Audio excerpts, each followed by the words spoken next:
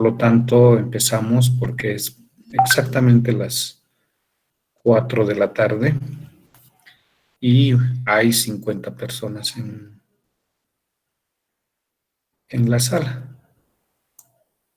Me van a decir si es que se logra ver la presentación.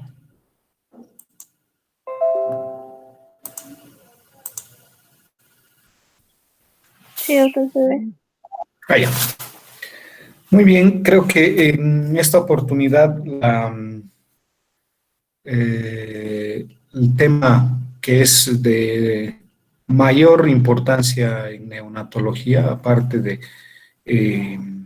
bueno, mm, neonatología trae muchas patologías, pero las enfermedades pulmonares del recién nacido son prácticamente, podríamos llamar incluso un tercio de toda la patología neonatal.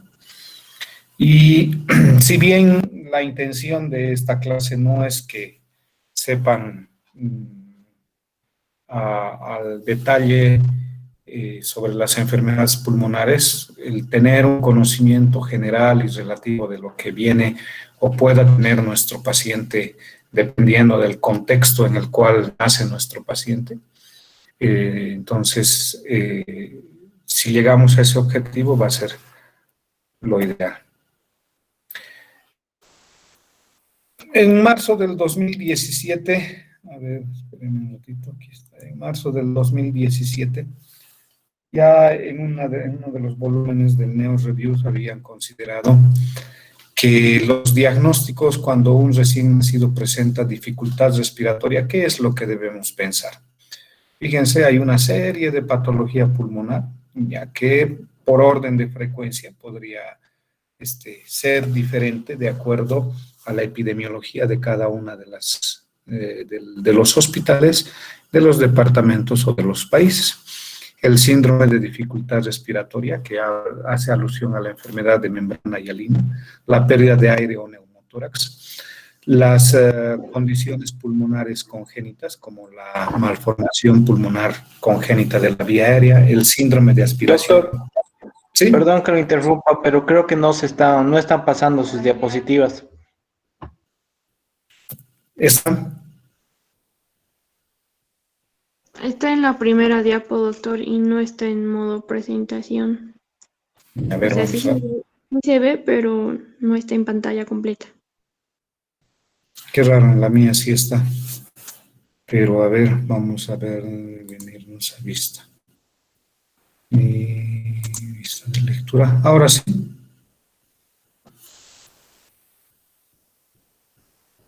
Sí, ahora sí.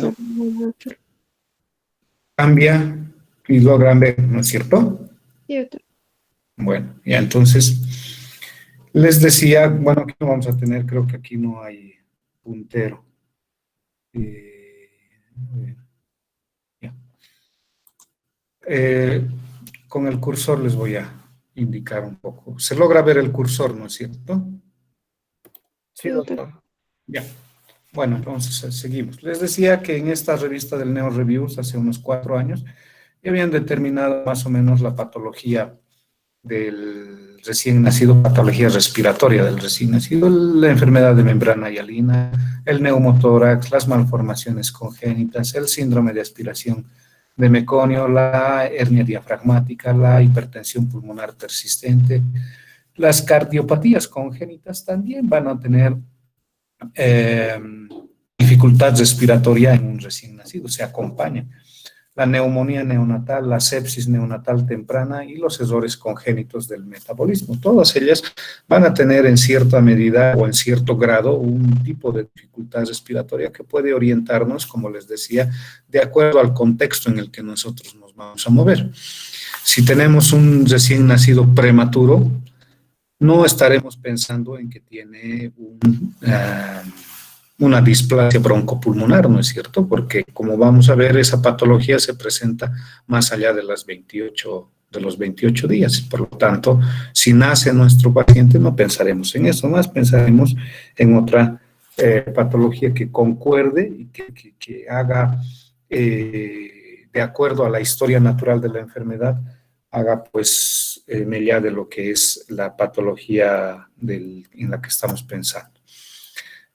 Por orden de frecuencia, ya en una publicación de hace un par de años solamente, fíjense, la enfermedad de membrana hialina, taquipnea transitoria del recién nacido, la neumonía, el síndrome de aspiración congénita, las cardiopatías congénitas, el neumotórax espontáneo, la asfixia perinatal, la hemorragia, la hipertensión pulmonar persistente, hernia diafragmática, apnea de la prematuridad, hipoplasia, displasia broncopulmonar, hidrotórax, parálisis postquirúrgica, que fíjense en cantidades o en porcentajes mínimos, tal vez los dos más frecuentes, vendrían a ser la enfermedad de membrana hialina y la taquipnea transitoria del recién nacido, ¿no es cierto? Y la neumonía neonatal ocupa el tercer lugar. Bueno, vamos a empezar con lo que es la taquipnea transitoria del recién nacido, y esta es una patología, como su nombre indica, transitoria. Eso aparece y desaparece con o sin tratamiento. Se produce por una alteración en el clearance pulmonar o en la alteración en el aclaramiento de los pulmones. No se olviden que el feto inútero se encuentra rodeado de líquido amniótico, y ese líquido amniótico va y ahí llega a casi todas las cavidades, y no está exenta de esos el pulmón. Este exceso de líquido pulmonar puede producir una disminución de la distensibilidad, lo que va a ocasionar que el recién nacido respire con mayor frecuencia y compense con una taquipnea relativa. Pero no solo el exceso pulmonar produce eso, sino también un colapso de los bronquiolos que interfiere en la permeabilidad bronquial y se completa con un atrapamiento aéreo. Este atrapamiento aéreo tiene repercusión sobre la alteración de la ventilación-perfusión del índice BQ, que ustedes han aprendido en fisiología, y eso va a condicionarnos y a manifestarse clínicamente con hipoxemia y cianosis finalmente, ¿no es cierto? Hipoxemia e hipercapnia, con el edema alveolar y disminución de la ventilación. La hipoxemia y la hipercapnia finalmente se traducen clínicamente con una cianosis o una disminución de la saturación de oxígeno en el recién nacido. Sin embargo, esta alteración del clearance pulmonar, del aclaramiento pulmonar de líquido, se debe sobre todo a los canales epiteliales de sodio. O sea, muchas veces indicaban de que esto se debe a una alteración mecánica por una falla en el mecanismo del trabajo de parto, porque cuando los niños nacen por cesárea no se produce la compresión anteroposterior del tórax, esa compresión mecánica, que disminuye esta eliminación de líquido a través de las vías respiratorias. Eso era lo que se pensaba hasta hace algún tiempo atrás, quizás unos 15 o 20 años atrás, que sí tiene cierto porcentaje de actividad, sí es, pero no como que ahora se conoce la fisiopatología exacta, donde van a entrar en juego los canales epiteliales de sodio, que activan al sodio y lo transportan a través de la membrana. Estos canales epiteliales de sodio, al transportar el sodio, van a hacer que se acompañe el cloro de manera pasiva, y el cloro con el sodio forman, o sea, tienen una condición osmótica que arrastra grandes cantidades de agua. Cuando hay esta alteración a nivel de los canales epiteliales de sodio, no sucede esto, y por lo tanto este pasaje del agua que está en el espacio aéreo no va a llegar al intersticio pulmonar y de ahí reabsorberse a través de los vasos linfáticos y finalmente llegar a la circulación general. Entonces, eso es lo que más o menos sucede y que se ha ya reconocido como una fisiopatología establecida de la taquipnea transitoria. Habitualmente aparece momentos después del nacimiento con tres características importantes, clínicas en este caso: el quejido, la retracción, que puede ser supraclavicular o intercostal, y la cianosis. Estas condiciones clínicas ya nos tienen que alertar en un recién nacido que apenas nace con un trabajo de parto poco efectivo y que ha sido obtenido por cesárea, y que además se encuentra en el cercano al término o ya es de término, entonces nos acercaría a un contexto en el cual pensaríamos en una taquimia transitoria del recién nacido. 6 a 8 horas después el cuadro clínico puede agravarse, sin embargo, al pasar el mediodía ya existe una mejoría de inicio relativa que va a ser progresivamente más evidente y que, bueno, pues el paciente no va a requerir absolutamente nada. Puede persistir una taquimia superficial, una taquimia que lleve al paciente a una frecuencia de 60 u 80 ciclos respiratorios por minuto, pero que no se va a traducir en complicaciones ni mucho menos en manifestaciones clínicas. Un porcentaje muy pequeño de estos pacientes que hacen taquimia transitoria pueden complicarse y llegar incluso a terapia intensiva, pero esos son los menos y lo importante y el objetivo de esta clase es que ustedes reconozcan al paciente que pueda entrar en taquimia transitoria bajo estas condiciones si son cumplidas. Los hallazgos radiológicos, aumento de la trama broncovascular a nivel de los hilios pulmonares, presencia de líquido pleural, que se puede traducir en el derrame a nivel de los ángulos costodiafragmáticos, muy escaso, o a nivel de las cisuras, conocido como cisuritis, una hiperinsuflación con una horizontalización de las costillas y un aplanamiento del diafragma, y un patrón reticulogranular muy fino, que eso podría necesitar un diagnóstico diferencial con alguna otra patología. Fíjense, esta es una taquimia transitoria a nivel de la radiografía y horizontalización de las costillas, aplanamiento del diafragma, aumento de la trama broncoalveolar a nivel de los cilios pulmonares, todo eso. En esta no se observa, pero quizás si le ponemos un poco de esfuerzo, fíjense que si notamos que esto es el pulmón derecho con el lóbulo superior y el lóbulo medio, fíjense que aquí existe una clara división, acá, entre un lóbulo y otro lóbulo. Esta división es mediada por las cisuras, y cuando el líquido se coloca entre las cisuras, la denominada cisuritis puede ser tan evidente que eso nos aproxima más al diagnóstico de taquimia transitoria.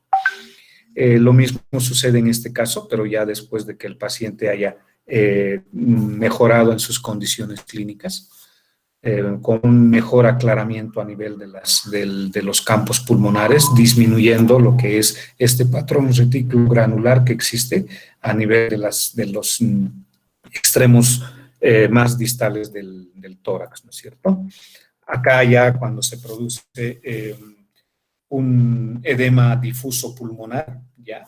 Y si hacemos una diferencia, fíjense acá, les mostraba la cisura, acá se hace como un poco más evidente. Aquí observan una línea blanca donde sí se evidencia la cisura o cisuritis, pero con una trama broncoalveolar como un poco más evidente, y que eso podría condicionar a un porcentaje escaso que les había mencionado de las complicaciones que podría tener.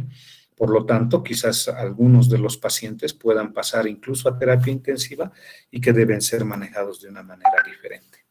Aquí está la cisuritis que les mencionaba, muy evidente en este caso. Si ustedes observan este signo y tiene el patrón característico, no solo la radiografía, sino el contexto clínico y el contexto general de nuestro recién nacido, bueno, pues estaremos frente al diagnóstico prácticamente realizado.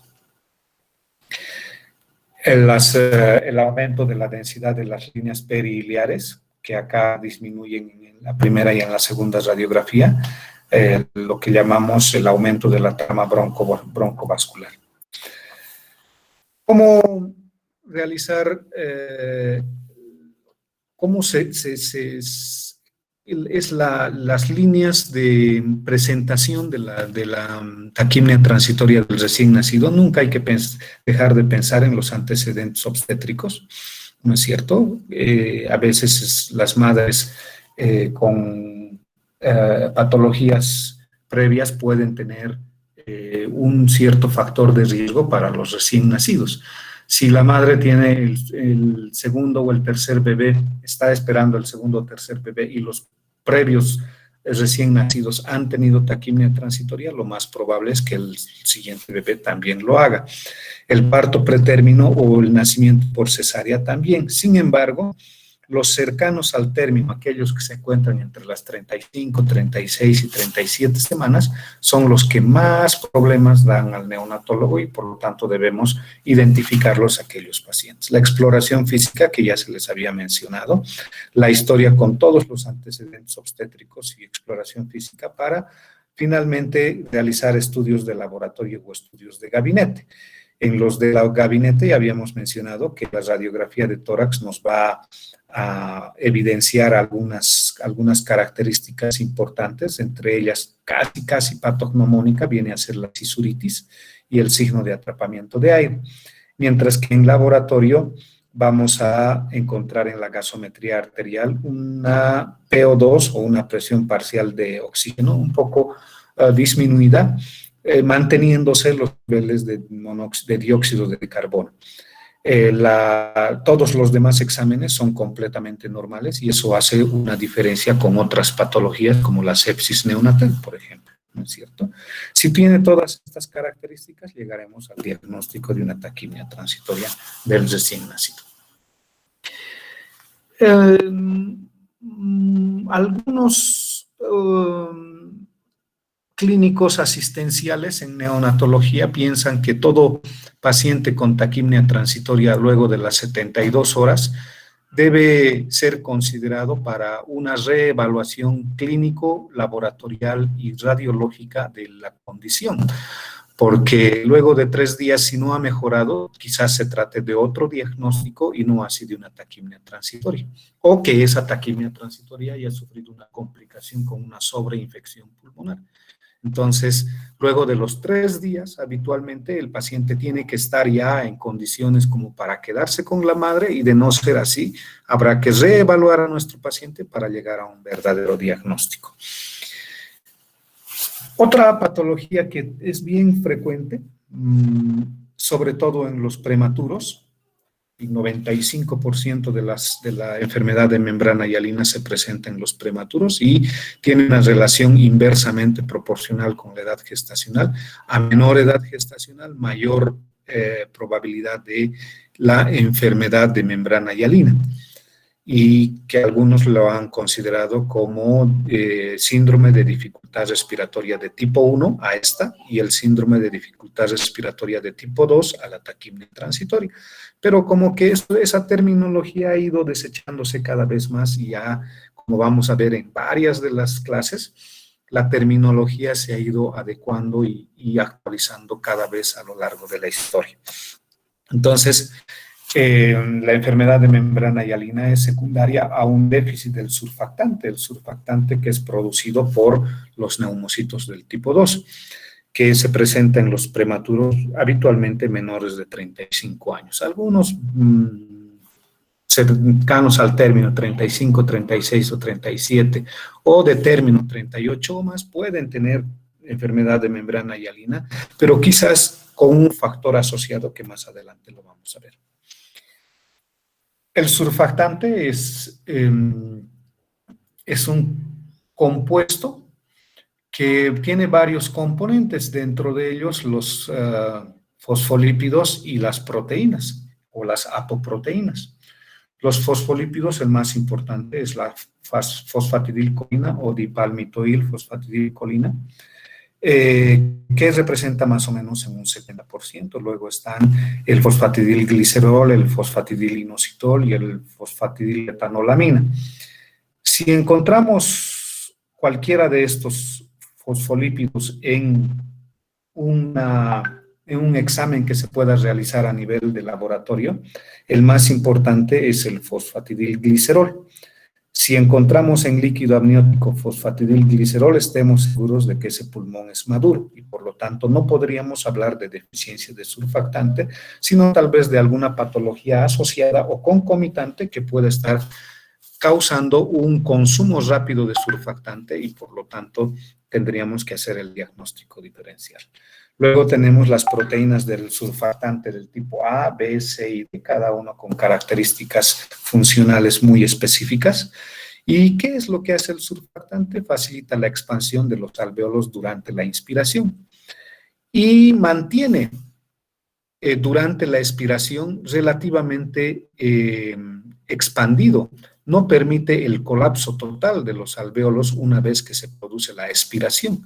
Por eso es que disminuye la tensión superficial, y la tensión superficial ustedes saben que está directamente proporcional al radio de la circunferencia que tiene. Entonces, eso va a evitar de que nuestro paciente, nuestro recién nacido, el surfactante se colapsa. Si no tiene surfactante, generalmente se colapsa totalmente y luego el recién nacido necesita mayor esfuerzo respiratorio para volver a expandir o reexpandir ese alvéolo.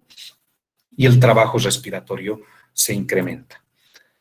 ¿Cómo determinamos nuestro paciente con dificultad respiratoria? Con esta escala de Silverman, que todos ustedes ya la conocen, ¿ya? Y si no, bueno, pues es oportuno para determinar estas variables o signos que vienen a ser de arriba hacia abajo, fíjense, aleteo nasal, quejido, retracción sifoidea, tiraje intercostal y disociación tóraco-abdominal o elevación del tórax y el abdomen. O sea, habitualmente existe un balance, o sea, una forma en la que cuando el niño inspira, se produce la expansión del tórax y el aplanamiento del abdomen, ¿no es cierto? Como en un sube y baja. Pero en el caso de la dificultad respiratoria, cuando el recién nacido inspira, tanto el abdomen como el tórax se expanden y eso es la disociación tóraco-abdominal o elevación del tórax y el abdomen de manera sincronizada, como aquí dice, ¿no? Entonces, eso nos va a ayudar a catalogar a nuestro paciente en que tenga una dificultad respiratoria leve, moderada o grave. Leve cuando todos los puntajes son ceros, moderada del 1 al 4, leve del 1 al 4, moderada del 5 al 7 y el 8, 9 y 10 como dificultad respiratoria severa. Entonces, eso es muy importante para la evaluación clínica inicial de nuestro paciente en relación a la dificultad respiratoria. Si el paciente está cianótico y con graves signos de dificultad respiratoria, no tendremos que esperar a realizar las maniobras de reanimación básica o avanzada, dependiendo del caso, y eso traduciría en una acción inmediata dentro de nuestro recién nacido, evitando las pérdidas de tiempo innecesarias. Hay algunos factores de riesgo que aumentan la probabilidad de enfermedad de membrana hialina y hay otras que reducen el riesgo. Los que aumentan la diabetes mellitus, el embarazo gemelar o múltiple, el parto por cesárea, la asfixia perinatal, la injuria por frío, el sexo masculino, eritroblastosis fetal, fíjense acá, que es enfermedad hemolítica del recién nacido, hemorragia materna y obviamente la edad gestacional menor a 32 semanas, que si bien está colocada al final, esta es la condición sine qua non más importante que obliga a todo médico general a identificar otros factores que nos orienten hacia el diagnóstico de enfermedad de membrana hialina, porque como verán el diagnóstico va a ser, o el tratamiento va a ser dependiendo de la etapa en la que se encuentra. Reducen el riesgo las madres fumadoras, la hipertensión arterial materna, la ruptura prematura de membrana, sobre todo si es prolongada, la administración de corticoides antenatales, el retardo del crecimiento intrauterino, el parto vaginal y la edad gestacional mayor. Ahora, quiero que entiendan esto porque es algo muy importante. El neumocito tipo 2 es el que va a producir el surfactante en dos fases a lo largo del desarrollo fetal. Una es antes de las 24 semanas y otra es después de las 24 semanas. La primera con un surfactante de baja calidad en poca cantidad y que se consume rápidamente y que es difícil de reutilizarse o de reciclarse. El surfactante más allá de las 24 y sobre todo más allá de las 28 semanas, y máxime si es que es más allá de las 32 semanas, es un surfactante de buena calidad, en buena cantidad y que se recicla fácilmente. Todos los componentes guiados por las proteínas del surfactante del tipo B y del tipo D van a hacer que se recicle fácilmente todos los componentes fosfolipídicos y de lípidos neutros para que se vuelva a introducir estos componentes al neumocito tipo 2, se ensamble nuevamente el surfactante y se excrete por exocitosis hacia la interfase aire-líquido donde va a tener la actividad del surfactante. Entonces, eso hace de que el principal actor aquí es el neumocito tipo 2. Y el neumocito tipo 2 funciona mejor cuando está maduro o cuando se administra corticoides antes del parto. Pero todas estas situaciones como las madres fumadoras, la hipertensión arterial materna, la ruptura prematura de membranas, el retardo del crecimiento intrauterino y el parto vaginal van a producir en el feto estrés inútero. Y ustedes saben que el cortisol es la hormona del estrés. Por lo tanto, el cortisol endógeno del feto va a actuar sobre los neumocitos del tipo 2 para que tengan una buena producción de surfactante. Por eso, aún teniendo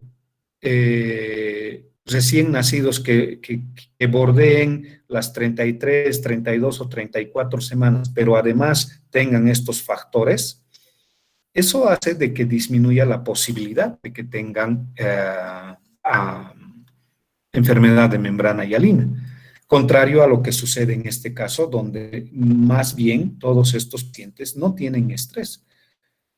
Más bien se sufre de otro tipo de alteraciones como en la diabetes mellitus, que la madre secreta gran cantidad de insulina que atraviesa la barrera hematoplacentaria, llega al feto y reduce las cantidades de glucosa. Y la glucosa es el sustrato básico para la producción de surfactante. Por lo tanto, una madre diabética puede incluso llegar a las 40 semanas teniendo un hijo con enfermedad de membrana hialina.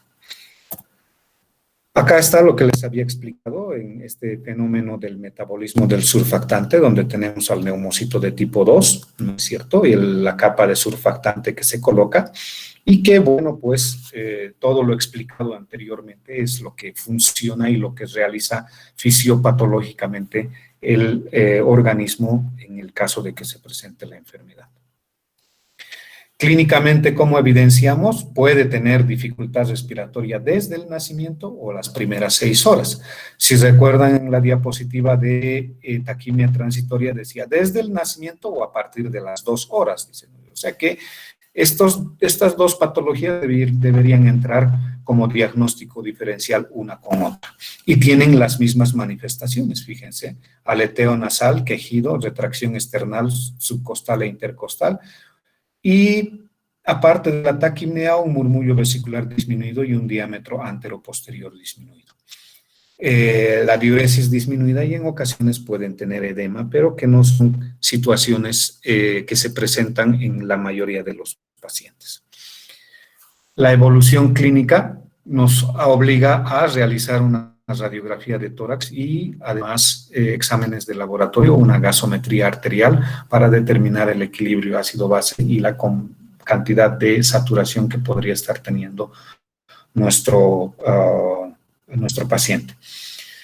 La imagen típica de la radiografía y que es patognomónica y entra como pregunta de examen es ¿qué encuentra usted en una radiografía de tórax en la enfermedad de membrana hialina? Es el infiltrado retículo granular en vidrio esmerilado. Eso, si el radiólogo les informa que tiene ese infiltrado retículo granular en vidrio esmerilado, estén ustedes seguros de que es una enfermedad de membrana hialina, ¿no es cierto? Siempre hay que hacer esa correlación clínico-radiológica, ¿no? Puede ser de que la radiografía haya sido mal tomada y nosotros estamos viendo un recién nacido de 40 semanas sin dificultad respiratoria y que el informe del radiólogo nos dice vidrio esmerilado. No estaremos pensando en que tiene enfermedad de membrana hialina porque clínicamente no manifiesta ni hipoxemia, ni hipercapnia, ni alteraciones a nivel de los gases arteriales. Por lo tanto, tendremos que tomar una decisión en repetir la radiografía o mantener como criterio clínico la base de nuestro tratamiento. El broncograma aéreo también es frecuente observar en la radiografía y por lo tanto, una vez diagnosticado y dependiente del grado de severidad que tiene nuestro paciente, el tratamiento será pues en diversos niveles. En los casos severos en los que hay un déficit muy importante o casi completo de surfactante, el tratamiento específico será pues administración de surfactante. Hay la forma sintética y la semisintética, ¿ya? La sintética es la que está tomando un poco más de peso en el tratamiento porque se logra adquirir de manera más rápida y oportuna, hay la disponibilidad y el costo no es tan excesivo como la forma sintética o los naturales que existían hace bastante tiempo. Y la administración de surfactante puede ser de dos formas. Uno es de manera profiláctica y otra es de rescate precoz y tardío. Profiláctica es aquel paciente en el que, por decirles, nace con 30 semanas y apenas nace, pasan unos minutos y tiene dificultad respiratoria. Lo más probable es que este paciente tenga enfermedad de membrana hialina, entonces no tengo que esperar a hacerle a recibir los resultados de la gasometría, recibir el reporte de la radiografía, si ya tengo un antecedente que es muy importante, como es la prematurez, y que además se acompaña de signos de dificultad respiratoria. Por lo tanto, estaré casi seguro de que mi paciente va a tener enfermedad de membrana hialina y tendré que administrarle surfactante. Y el de rescate precoz y tardío es aquel que se encuentra, por decirles, en 36 semanas y no tiene nada de dificultad respiratoria al nacer, pero más allá de las 2 horas o alrededor de las 6 horas, 4 o 6 horas, empieza a presentar dificultad respiratoria, se le hace gasometría y radiografía y son compatibles con enfermedad de membrana hialina. En ese caso, rescato a mi paciente y le administro surfactante. Fíjense, una imagen, 20 minutos de vida antes de la administración de surfactante, cómo se encuentra un pulmón completamente velado, blanco, ¿no es cierto?, con una radioopacidad evidente, y se administra surfactante y a los 90 minutos de vida ya existe parénquima pulmonar visible en la segunda radiografía. Eso hace de que el tratamiento es, pues, si es déficit, el surfactante es lo ideal. Luego de la administración del surfactante, ¿qué podemos tener? Fuga de aire o neumotórax, hemorragia pulmonar, la persistencia del conducto arterioso o del ductus, hemorragia intraventricular, hipertensión pulmonar, infección más tardías, displasia broncopulmonar y retinopatía de la prematurez. Esas como complicaciones de la enfermedad de membrana hialina inmediatas y tardías. Otra patología, estamos en tiempo, otra patología es el síndrome de aspiración meconial y el meconio tiene agua, lanugo, células descamadas, vernix gaseoso, líquido amniótico, enzimas pancreáticas y pigmento biliar. Estas hay que tomarlas en cuenta con mucha cautela porque estas van a ser las que producen algunas de las complicaciones. Las enzimas pancreáticas, las sales biliares, eso hace de que, ya les adelanto, de que cuando logran alcanzar niveles alveolares, van a producir estas enzimas pancreáticas, las sales biliares y todos los pigmentos biliares van a producir una inactivación del surfactante. Por lo tanto, no vamos a tener surfactante para que se produzcan distendidos los alveolos y por lo tanto habrá un colapso alveolar asociado al síndrome de aspiración meconial. Habitualmente el síndrome de aspiración meconial, eso iba después, se debe a que existe factores que van a producir una relajación del esfínter antes, durante o después del parto. Estos factores pueden provocar no solo la relajación, sino la liberación del contenido del intestino grueso hacia el líquido amniótico, y el líquido amniótico va a continuar circulando y puede tener diversos grados de meconio, y finalmente puede llegar hacia los pulmones y también, dependiendo del grado, dar las manifestaciones importantes. El líquido amniótico teñido de meconio, que aumenta el paso de meconio con un aclaramiento de meconio disminuido, por lo tanto aspiran el meconio, llega a los pulmones y en los pulmones va a producir a nivel alveolar no solo la inactivación del surfactante, sino que dependiendo de la composición que pueda tener, puede producir obstrucciones parciales u obstrucciones totales de las vías respiratorias bajas. Y eso da como consecuencia las alteraciones radiológicas clínicas y nos orientan hacia el tipo de tratamiento que podamos tener. Acá entran factores que pueden producir hipoxia en el feto o en el recién nacido y que, contrario a lo que sucede en el caso de la enfermedad de membrana hialina, aquí son factores predisponentes, o sea que si están presentes aumentan la probabilidad de síndrome de aspiración meconial. Habíamos hablado de las madres fumadoras, del consumo de drogas, el retardo del crecimiento intrauterino, la hipertensión arterial inducida por el embarazo y estos factores que finalmente pueden desembocar en lo que es el síndrome de aspiración meconial. El meconio mezclado con el líquido amniótico puede estar en el momento del parto y al iniciar el parto el bebé deglutir, eso también es posible, e incluso después del parto, pero producen, fíjense, obstrucción de la vía aérea, disminución de la distensibilidad pulmonar y daño del parénquima pulmonar, daño a nivel de los alvéolos, impidiendo o disminuyendo el intercambio gaseoso, dificultando esa ventilación, perfusión que nosotros habíamos hablado en las etapas iniciales. El mecanismo fisiopatológico por el que actúa el síndrome de aspiración de meconio es que luego de que se presenta va a producir tres factores importantes. Esto es una pregunta de examen. La obstrucción mecánica, la neumonitis química y la inactivación del surfactante. Obstrucción mecánica que puede ser parcial o total, produciendo atrapamientos aéreos que pueden conducir a neumotórax o neumomediastino.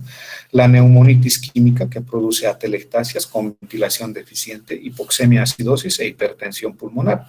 Y la inactivación del surfactante también produce atelectasias, un shunt intrapulmonar de derecha a izquierda, hipoxemia e hipertensión pulmonar persistente. Por eso el síndrome de aspiración meconial puede tener repercusiones más allá del periodo neonatal. Lo mismo, ¿no es cierto?, donde concluyen en las lesiones de, aquí está, obstrucción de las vías aéreas proximales, el proceso de inflamación y la liberación de todos los componentes de la inflamación que van a finalmente producir la inactivación del surfactante. Imágenes radiográficas donde el signo típico es el panal de abeja, también pregunta de examen, un patrón en panal de abeja donde ustedes evidencian como si realmente fuera un panal de abeja. Si les reportan de esa manera y ustedes tienen el antecedente de líquido amniótico meconial, necesidad de lavado a través del tubo endotraqueal y todo lo que sugiere las guías de manejo del síndrome, entonces podemos concluir en que esto es un síndrome de aspiración meconial, que se puede complicar con neumonías lobares, neumonías segmentarias, atelectasias, neumotórax o fuga de aire, hemorragia pulmonar, hipertensión pulmonar y finalmente la displasia broncopulmonar. Factores de riesgo: hipoxia perinatal, les decía, anteparto, intraparto y posparto. Entonces se puede producir en cualquiera de los 3 momentos en el que se produce el parto de nuestro paciente. Que en la historia materna, el embarazo postérmino, la hipertensión inducida por el embarazo, la hipertensión previa de la madre, la diabetes mellitus, una frecuencia cardíaca fetal anormal que puede ser como consecuencia de todos estos factores o debido a una condición intrínseca del propio feto, como es el retardo del crecimiento intrauterino o el oligohidramnios. El manejo, bueno, pues, si es prenatal hay que identificar a esos embarazos de alto riesgo, monitoreo y la amnioinfusión, que en realidad ya se realiza con menos frecuencia porque el riesgo es mayor que el beneficio. El manejo intraparto es la aspiración de la hipofaringe, ¿ya? Y la aspiración endotraqueal y ventilación a presión positiva con bolsa y mascarilla, dependiendo de cómo es que vemos a nuestro paciente.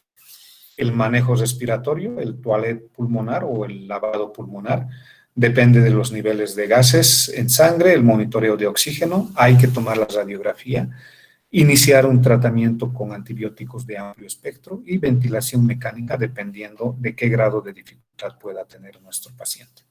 Además de eso, está descrito y no tenemos en nuestro medio la oxigenación por membrana extracorpórea, mucho menos no tenemos ventilación de alta frecuencia, pero sí podemos utilizar surfactante. Entonces eso es muy importante. Finalmente, la displasia broncopulmonar, que es una patología crónica de los pulmones en aquellos recién nacidos que tienen el antecedente de haber sido prematuros y que han necesitado ventilación mecánica en los primeros días de vida. Y que, aquí está, miren, condición crónica pulmonar de la prematuridad, pero que se hace evidente más allá de los 28 días después del parto. Es en aquellos exprematuros, ¿no es cierto?, que han tenido necesidad de ventilación mecánica, aquí dice oxígeno suplementario mayor a 21%. Y ahora existen los criterios para determinar la displasia broncopulmonar leve, moderada y severa, y una nueva clasificación que es de la displasia nueva displasia y la displasia broncopulmonar clásica. Esto es relativamente complicado, aunque si agarramos lápiz y papel, finalmente el contar las semanas y los días no se hace muy diferente de lo que dice estas diapositivas. Sin embargo, el objetivo en realidad no es que estén expertos en cuándo llamar nueva displasia broncopulmonar o cuándo displasia broncopulmonar clásica, sino más bien el de conocer los antecedentes del recién nacido, el contexto actual y el contexto pasado del recién nacido para poder finalmente concluir en que nuestro paciente está en una displasia broncopulmonar. Dentro de la fisiopatología existe factores como la infección, como la ventilación mecánica, los aspectos genéticos que pueden influir sobre la nueva displasia broncopulmonar en aquellos pacientes en los que incluso se ha utilizado surfactante y en aquellos que tienen una persistencia del conducto arterioso. Entonces, la nueva displasia broncopulmonar tiene un espectro en el que las lesiones alveolares y pulmonares van a estar relacionadas con una respuesta inflamatoria, pero que eso se produce en el periodo postnatal. Tampoco es como tan importante. Acá está el mecanismo fisiopatológico y molecular o celular, donde existe ya la concurrencia de no solo factores externos, sino también factores internos, como la migración de los macrófagos, como la presencia y liberación de interleucina 6, interferón, factor de necrosis del tumor, que ya como que es un poco más fino, no debería ser el objetivo ahora. Este cuadro sí, tal vez le tengan que echar una mirada porque aquí están las características de la displasia clásica y de la nueva displasia, pero lo más importante es, por ejemplo, el peso del nacimiento, el requerimiento de ventilación mecánica, el tipo de ventilación mecánica y los factores de riesgo que van a tener cada uno en la displasia pulmonar clásica. Habitualmente era una enfermedad de membrana hialina y en la nueva displasia más bien son infecciones, déficit enzimáticos o déficit nutricionales. Fíjense cómo se evidencia, esta es tomada del Neo Reviews del abril del 2020, fíjense. Esta es una radiografía de tórax y una tomografía de tórax donde se evidencia las lesiones como se presentan a nivel de las diversas imágenes que nosotros podemos observar. Si bien en esta ya existe incluso compromiso de una sobreinfección por Staphylococcus aureus luego de que ya hayan hecho una broncoscopía y un lavado broncoalveolar. Y acá se observa con un elemento químico que tiene un nombre muy raro, el cual, si esto es de abril, esto es de julio del 2020, son imágenes de artículos recientes en los que ya están haciendo énfasis sobre los métodos de diagnóstico y los métodos de tratamiento de la displasia broncopulmonar. Porque no se olviden que la displasia broncopulmonar finalmente puede tener consecuencias sobre la productividad de la persona. Y eso no solo se traduce en características económicas, sino también sociales y familiares. Por lo tanto, se está retomando nuevamente lo de la displasia broncopulmonar y haciendo estudios nuevos para ver cuáles serían los mejores métodos para el diagnóstico y el tratamiento. El diagnóstico diferencial de las enfermedades crónicas, fíjense, en los recién nacidos o en la primera infancia, la displasia broncopulmonar la más importante, la broncoaspiración, la hipertensión pulmonar que puede ser consecuencia de la displasia, la enfermedad pulmonar crónica neonatal, que esto sería algo idiopático, y el síndrome de dificultad respiratoria. Todas ellas sobre una base de una prematurez y las secuelas infecciosas que pueda tener el paciente. Prevención de la displasia broncopulmonar, como les decía, el nuevo manejo de esto también es sacado del 2020, el nuevo manejo que se está realizando, prevención, manejo intrahospitalario y otras intervenciones. En la prevención, el parto prematuro, reanimación con una presión adecuada y controlada, corticoides antenatales, surfactante precoz o profiláctico, como habíamos aprendido hace unos minutos, volúmenes de oxígeno controlados para evitar el volutrauma.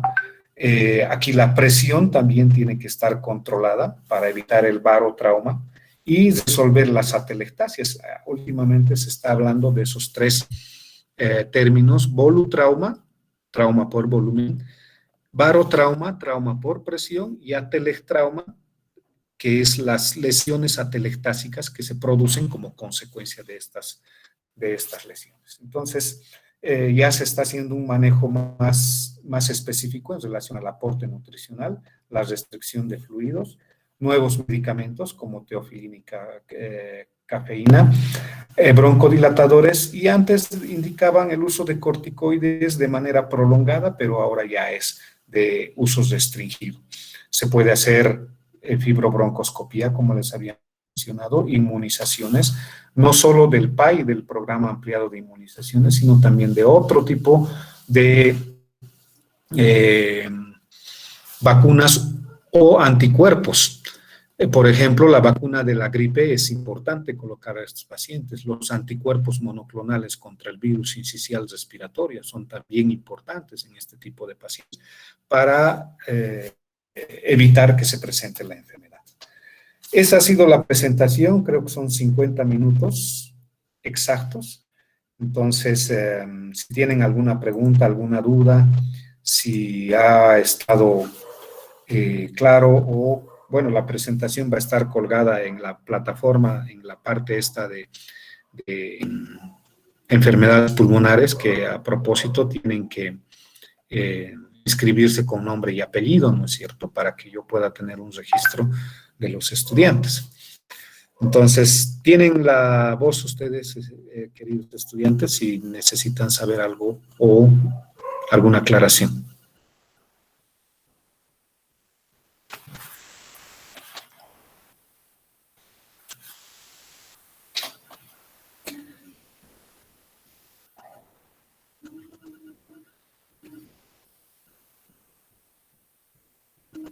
Hemos empezado con 50 estudiantes y ahora somos solo 44. Pero bueno, en las anteriores rotaciones, el año pasado éramos 110. Creo que, bueno, pues habrá que concientizar a los estudiantes, a sus compañeros, de que lo que se pueda decir en la teórica, si bien está grabado, a veces no tiene el impacto como cuando uno está en la clase presencial, ¿no es cierto? Entonces, a ver, el viernes creo que tenemos otra clase conmigo. Voy a hacer una relación de cómo está la asistencia de los estudiantes a las clases teóricas. Si no existen preguntas, yo voy a ir comunicándome con sus representantes o directamente al chat para que pueda enviarles los enlaces para la clase y el código de clase de enfermedad hemorrágica del recién nacido, que va a ser el día viernes. E, doutor, Si no tienen só uma aclaração, há muitos companheiros que passam classes práticas a essa hora, hasta las 5. Puede ser es un factor, sí, puede ser es un factor. En realidad esto de la virtualidad nos ha complicado a todos nosotros en relación a los horarios, ¿no es cierto? Porque, bueno, pues vamos a tener que hacer una reingeniería y esperemos de que no tardemos más allá así yo, honestamente, no tardemos más allá de un par de meses en el que ya se implemente la semipresencialidad en la facultad. Y estimo que si funciona muy bien eso, no tardemos más allá de 6 meses en que sea presencialidad completa. Entonces, este año, dependiendo de los resultados de esta primera fase, tenemos que volver a la presencialidad completa. Y eso ya va a ordenarnos definitivamente en algunos aspectos. Bueno, jóvenes, un gusto. Nos vemos el viernes en el mismo horario. Va a estar como media hora antes abierto la plataforma para que puedan ir entrando a la clase y ya luego nos vemos en la clase. Hasta el día viernes, manténganse seguros, nos vemos el viernes. Chao. Gracias, doutor. Gracias, doctor. Chao. Gracias, doctor. Hasta luego, doctor. Hasta luego.